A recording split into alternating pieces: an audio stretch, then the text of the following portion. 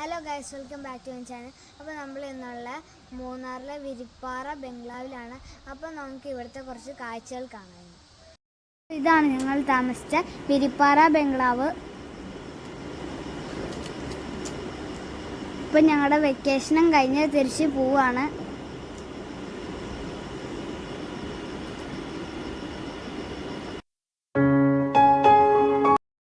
ലക്ഷ്മി എസ്റ്റേറ്റിൻ്റെ ഉള്ളിലാണ് വിരിപ്പാറ ബംഗ്ലാവ് സ്ഥിതി ചെയ്യുന്നത്.